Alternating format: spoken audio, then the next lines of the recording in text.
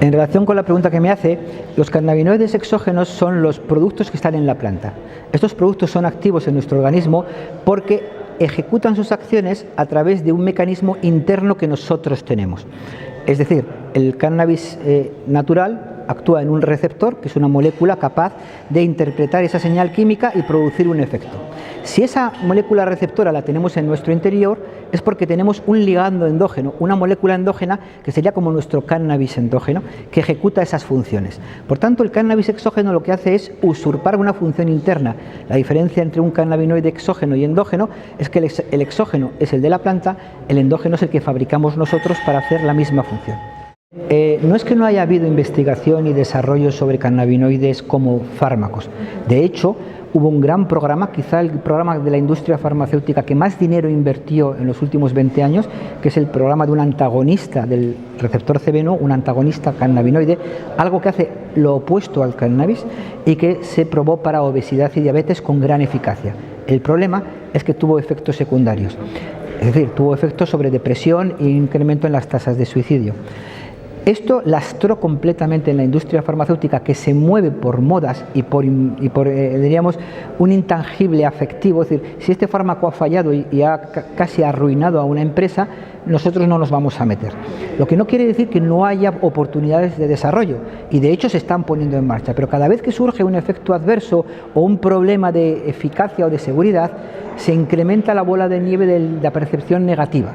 Por tanto, yo reclamo que haya más investigación en cannabinoides potencialmente útiles, bien en cualquiera de las formulaciones como inhibidores de receptores, antagonistas de receptores, ligandos, inhibidores de recaptación, inhibidores de degradación, que pueden llegar a ser utilizados con éxito, pero eso requiere inversión, y como la inversión está ligada al riesgo, son malos tiempos para el riesgo. Esto es lo mismo que en los fármacos. Yo le llevaría a la definición de imbécil. Imbécil en castellano significa imbaculus, del latín, el que se apoya en un bastón. Un fármaco dado crónicamente es el bastón en el que te apoyas. Pero claro, un fármaco dado crónicamente es cuando algo que está ocurriendo en tu organismo no tiene visos de poderse solucionar y necesitas ese bastón.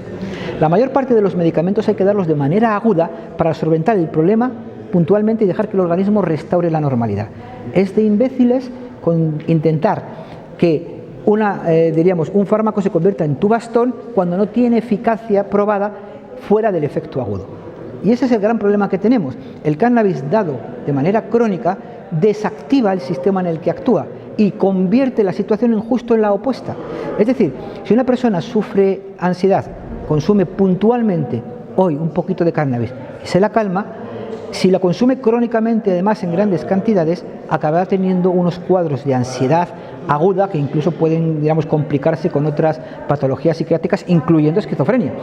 Entonces, creo que hemos hecho justamente lo opuesto a lo que estábamos buscando. O sea, el cannabis terapéutico dado crónicamente tendría que aplicarse en aquellas situaciones deficitarias cannabinoides que requisieran un aporte continuo de cannabis exógeno para sustituir el déficit endógeno y además en cantidades y en formas farmacéuticas que no provocaran la contrarrespuesta del organismo. Ese es el problema, pero eso lo tenemos en todos los fármacos. Uno toma Valium, una benzodiazepina, para la ansiedad aguda, pero si se lo consume crónicamente se convierte en dependiente y ya en el momento en que no tiene el Valium puede tener un cuadro psiquiátrico severo.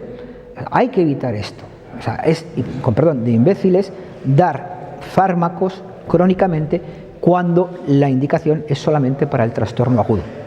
Y finalmente, ¿cuál cree usted que es la causa de la expansión de la síntesis de cannabinoides endógenos con la modificación de alguna molécula y que por supuesto no son legales? Esto es un movimiento que se empezó a ver hace unos 20 años, lo llamamos los psiconautas, se estudió muy bien en la Universidad de Barcelona por el grupo de Magí Ferrer y de Marta Torrents, que demostraron que hay un conjunto de experimentadores que a través de las nuevas tecnologías, son gente que prueba drogas, prueba de todo, encontraron la posibilidad de intercambiarse productos y generaron una posibilidad de un mercado basado en Internet de nuevas sustancias psicoactivas. Estas nuevas sustancias psicoactivas además se alimentaban de la información científica para ir refinándose cada vez más, acercándose a la máxima potencia, máxima eficacia, buscando efectos completamente nuevos. Claro, al haber tantísimas patentes sobre endocannabinoides, con toda la descripción de los mecanismos de síntesis, ser fáciles de sintetizar en países con pocas restricciones, como podían ser China o podía ser Rusia, y que además con gran pureza, era muy fácil introducirlas en el mercado porque no estaba regulado, no estaban controladas. Desde el Observatorio Europeo de las Drogas detectamos este problema y a petición de los Estados miembros se han ido produciendo medidas de control. Pero estas medidas de control van destinadas solamente a parar aquellas que producen mortalidad. Pero los experimentadores siguen demandándolas. Y claro, la química es infinita prácticamente, entonces la capacidad para generar nuevos productos es inmensa y la base de usuarios que se va alimentando a través de las redes sociales de nuevas sustancias psicoactivas va creciendo. No creo que es por una falta de, aunque se ha dicho de esa manera, de disponibilidad del cannabis. Cannabis hay en todas partes. Es una búsqueda de efectos más fuertes, más potentes y más extremos. Nos pasa, por ejemplo, con el chemsex. O sea, ¿por qué tenemos ahora individuos que consumen mefedrona, algo parecido a la cocaína, más potente de una vida media un poquito más larga y que produce un enorme estado de excitación sexual que les lleva a estos individuos a juntarse en locales en el que tener un sexo promiscuo, incluso de riesgo, incluso hasta que se adereza con individuos que están infectados potencialmente de SIDA? Buscan el riesgo, buscan una emoción fuerte. Eso es un problema, digamos, social que hay que abordar, pero que no tiene nada que ver con las restricciones realmente de la presencia de las drogas, porque droga hay abundante y quien quiere conseguirla la puede conseguir. Ese es el problema que tenemos. Lo que hay que hacer es una educación para que no sea necesaria esta búsqueda. Por tanto, la expansión hay que verla en ese contexto de un uso recreativo cada vez más amplio, con una búsqueda de la felicidad o de las sensaciones internas farmacológicas cada vez más potente.